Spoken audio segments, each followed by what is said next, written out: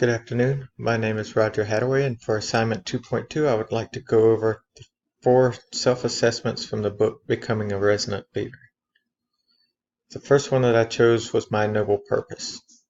I believe that my noble purpose is to make people see the good in life and to choose to be better because of it. I believe that the best way to do this is through leading by example, and I challenge everyone around me to make me a better person. The second assessment would be my bucket list. My bucket list encompasses items such as visiting Israel, the Holy Land, to visiting and staying a prolonged period of time in Ireland, where I've found to be a large portion of my genealogy. It also contains items such as retiring at an early age and celebrating 50 years of marriage to my best friend. Thirdly, I chose what my life would be like if I won the lottery.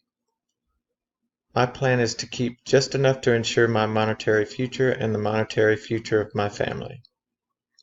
The plan for the rest of it would be to give it to charities that deal with children, because after all, I believe that they are our legacy. The fourth consists of my ideal life.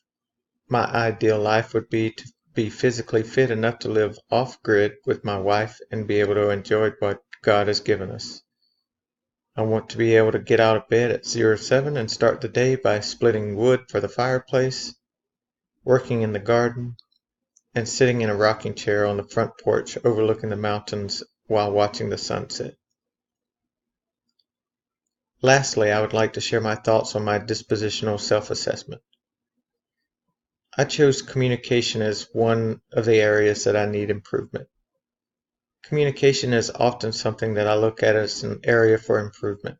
I tend to believe that if someone has been in a certain position for a lengthy period of time, they should know what I am expecting of them. I do not believe that I should have to micromanage my employees and that they should be able to understand the end goal and how I expect them to get there. My plan for improvement is to continue to not micromanage, but to listen and give input where I believe it is needed. Listening is just as important part of communication as speaking. If I can learn to listen better to my employees, I believe that I will be able to better lead them in the direction that I am wanting instead of hoping that they can figure it out on their own. Lastly, I chose self-reflection. Change is not something that is easily accepted.